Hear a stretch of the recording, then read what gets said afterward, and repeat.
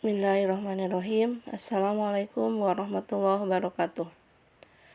Alhamdulillahilladzi an'ama alaina bi nikmatil iman wal islam. Asyhadu an la ilaha illallah wa asyhadu anna Muhammadan abduhu wa rasuluh. Alhamdulillah, pada kesempatan ini kita bisa bertemu kembali dalam rangka mencari ilmu pengetahuan. Pada kesempatan ini kita akan membahas tentang bab 9, yaitu tentang rukhsah, kemudahan dari Allah Subhanahu wa Ta'ala. Pada kesempatan ini tujuan untuk pembelajaran yang harus kita mampu atau ibu harapkan, yang satu, kalian bisa menjelaskan makna rukhsah dalam ibadah. Yang kedua, tentang mengidentifikasi berbagai rukhsah dalam ibadah. Nah, sebelum membahas tentang itu, Ibu akan mengingatkan kembali yang bab kemarin itu membahas tentang, atau yang minggu kemarin kita membahas tentang akhlak, yaitu tentang ghibah dan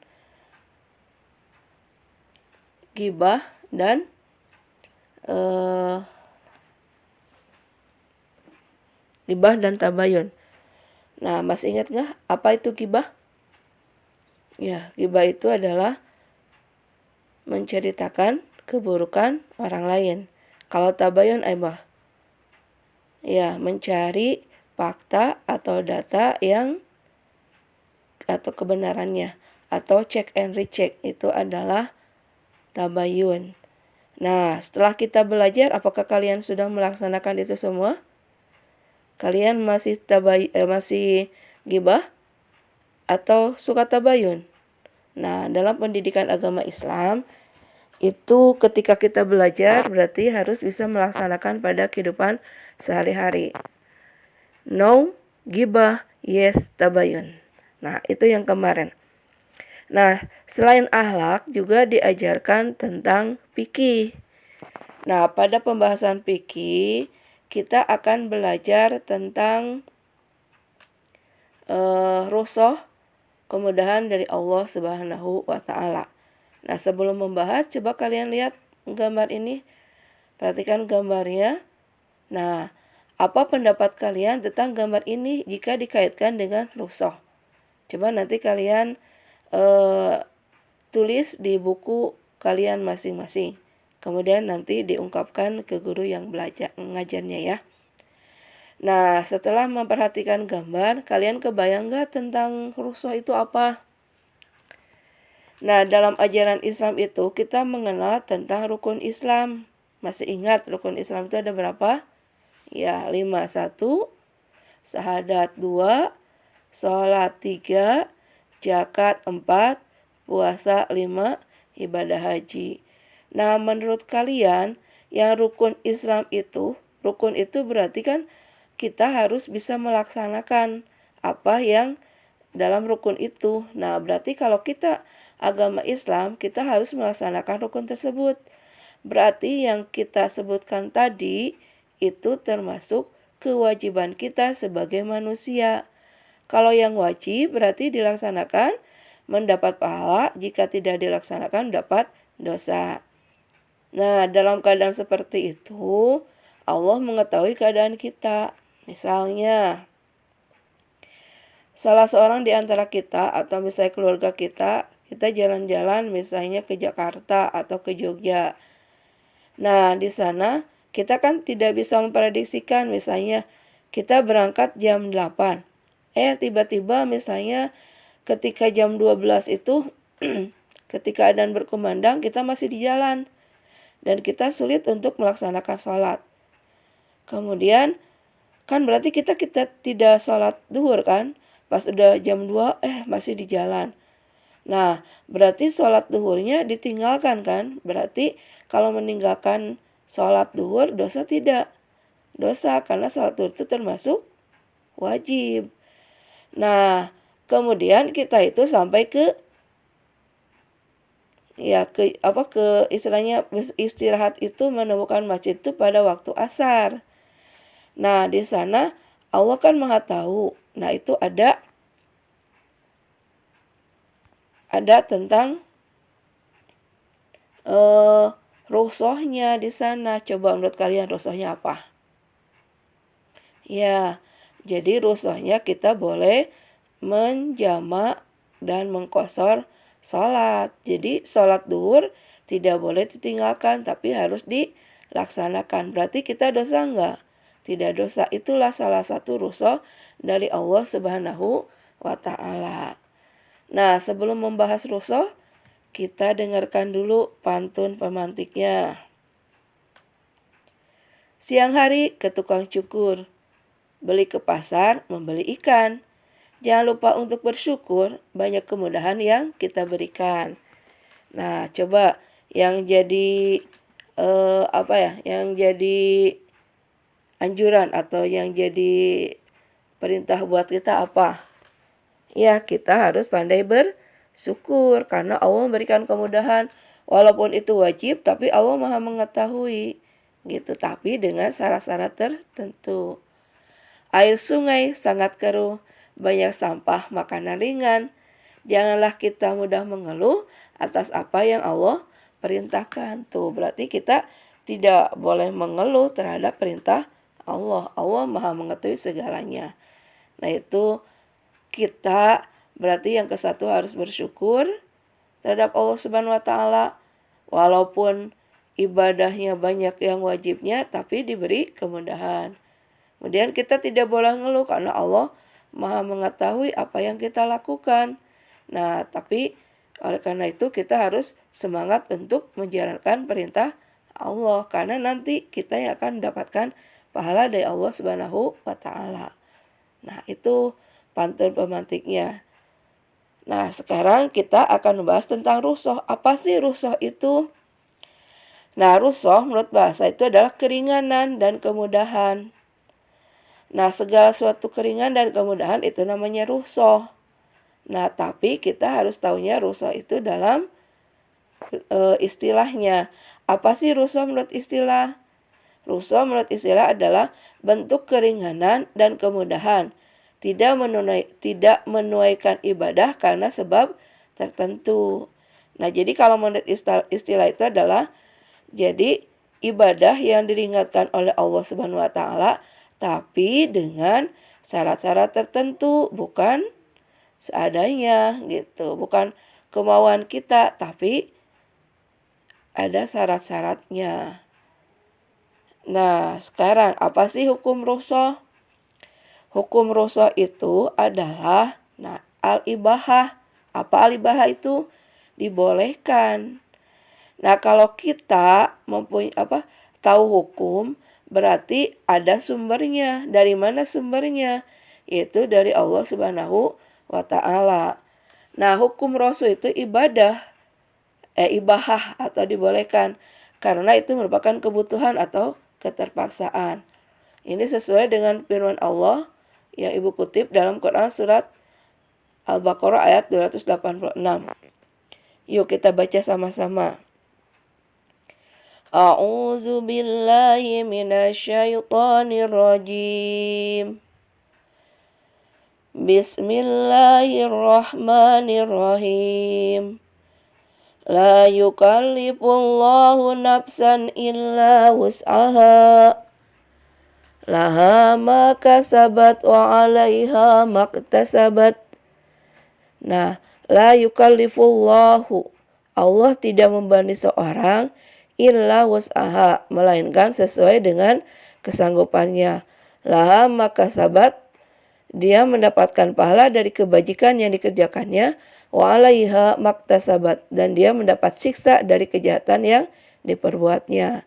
Nah, ini merupakan salah satu hukum tentang rukhsah. Jadi Allah tidak membebani seorang melainkan sesuai dengan kesanggupannya. Kalau kita melaksanakan apa yang Allah perintahkan, walaupun kita mengambil keringanan, berarti kita dapat pahala. Tapi kalau kita tidak mengerjakannya, kita akan mendapatkan siksa. Nah, sekarang apa sih sebab-sebab dibolehkannya rukhsah? Sebab-sebab dibolehkannya rukhsah yang ke-1 adalah ad-daruroh. Ad-daruroh itu adalah keadaan darurat. Misalnya ketika kita misalnya berada di hutan belantara, kemudian kita itu nggak ada makanan sama sekali. Tiba-tiba misalnya ada babi, kita sembeli babi itu dan kita pasak dan kita makan, boleh enggak? Itu boleh kalau dalam keadaan darurat. Jadi tidak ada makanan sama sekali kecuali babi. Tapi ingat, hanya sekedar perut kita terisi, jangan sampai kenyang. Dan itu dibolehkan Allah SWT. Kalau sampai kenyang berarti itu jadi dosa gitu. Karena itu hanya untuk menyelamatkan ketika kita misalnya tidak lemas, tidak ada tenaga karena kita kehabisan makanan ketika kita di hutan misalnya. Nah itu boleh. Itu contohnya salah satunya. Yang kedua adalah al-masakoh. Al-masakoh itu adalah kondisi sulit. Nah kalau dalam kondisi sulit berarti kita pun diberikan rukhsah oleh Allah. Misalnya ketika kemarau yang sangat panjang. Nah ketika kemarau yang sangat panjang kita kan harus sholat tapi nggak ada airnya. Nah berarti kita boleh tayamum dengan menggunakan air, dengan menggunakan tanah gitu. Nah kemudian yang ketiga as-safar. Safar itu kondisi bepergian. Nah ketika as-safar atau kondisi bepergian itu kita misalnya melaksanakan sholat. Nah tadi boleh dengan cara tayamum. Dan kalau safar itu ada kemudahan misalnya ketika sholat. Ketika sholat itu kita lagi bepergian. Nah sholat tersebut kita boleh dijamak kayak tadi duhur dengan asar, maghrib dan isya. Itu ketentuannya duhur harus dengan asar, maghrib dengan isya. Nggak boleh misalnya isya atau asar dengan maghrib, itu nggak boleh. Itu nggak ada ketentuannya. Jadi ketentuannya duhur dengan asar, maghrib dan isya. Itu boleh dikosor, yaitu duhur jadi 2, asar jadi 2, maghrib tetap 3, isya jadi 2. Nah itu kalau dalam keadaan safar, kita tidak boleh meninggalkan sholat. Kemudian kalau lagi saum, boleh nggak misalnya kita buka? Kalau kondisi kita misalnya sakit, malah itu dibolehkan kita berbuka. Tapi kita harus menggantinya di bulan yang lain. Kemudian al-ikroh. Al-ikroh itu kondisi dipaksa. Misalnya ada seorang yang masa kita harus masuk Kristen. Terus saya bilang iya gitu kan. Padahal dalam hati kita tidak. Misalnya waktu itu kan siapa ya namanya teh? Keluarga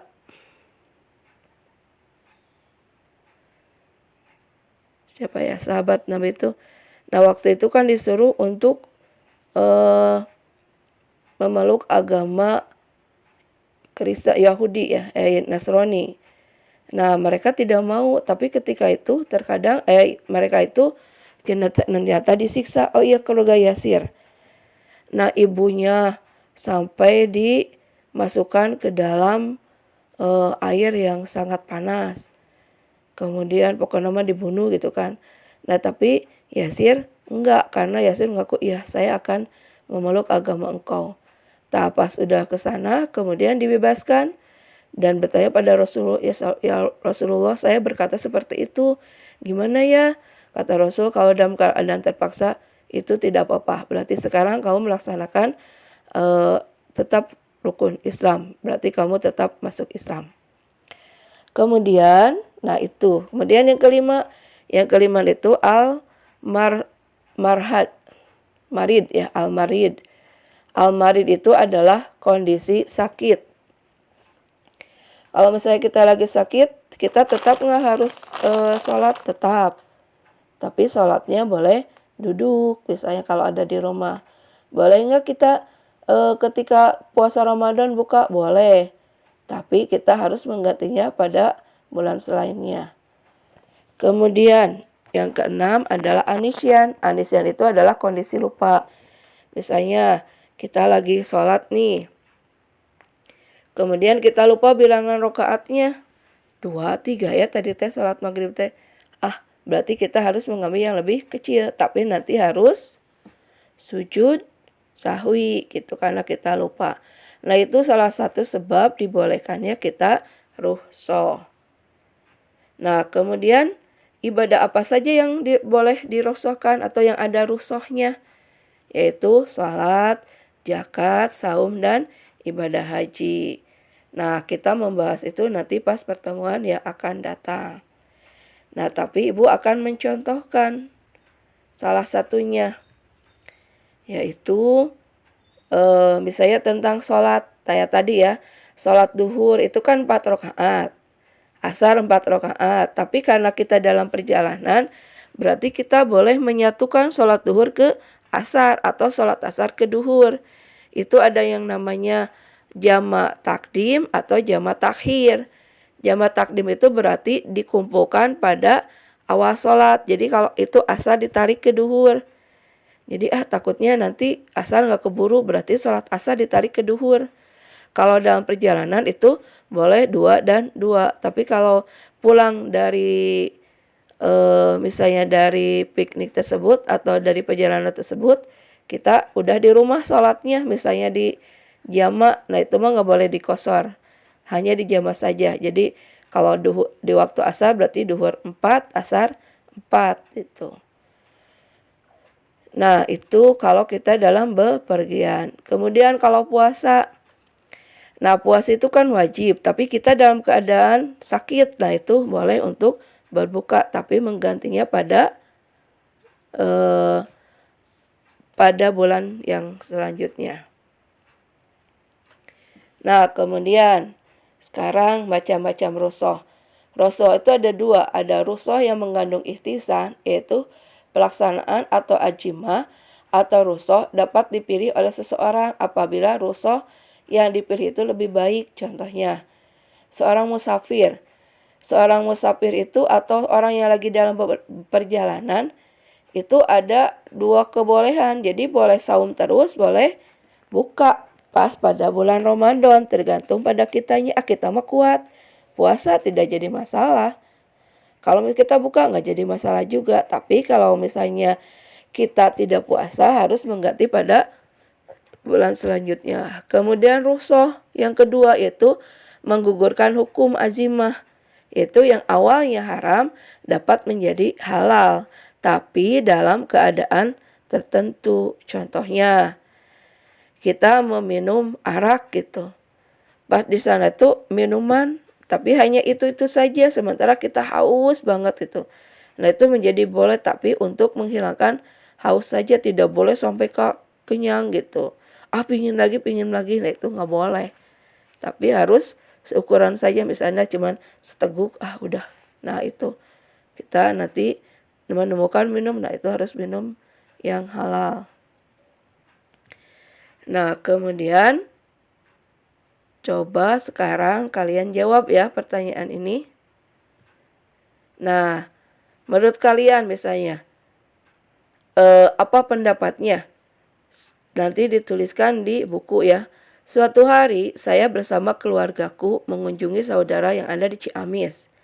Ketika azan duhur berkumandang, kami masih dalam kendaraan. Jadi sholat duhurnya terlewati. Kemudian kendaraan itu berhenti ketika waktu asar. Nah, apa yang harus kita lakukan? Nah, kita mengingatkan bahwa sholat itu wajib. Nah, coba kalian jawab, kalau misalnya keadaan seperti itu, kita harus melaksanakan apa? Kemudian alasannya apa? Nah, demikian untuk pembahasan rukhsah pada kali ini. Mudah-mudahan ketika kita dalam keadaan tertentu yang kita tahu tentang sebab-sebabnya, kita boleh melakukan rukhsah. Tapi kalau bukan sebab yang tadi itu tidak boleh. Salah satu contoh misalnya, ketika kamu pergi ke rumah teman kamu dan itu dekat, boleh nggak di jamak qashar? Nah, menurut kalian gimana? Boleh nggak? Ya, tentunya tidak boleh karena itu jaraknya dekat. Demikian yang bisa disampaikan. Mohon maaf atas segala kekurangan. Wabillahi taufiq wal hidayah. Wassalamualaikum warahmatullahi wabarakatuh.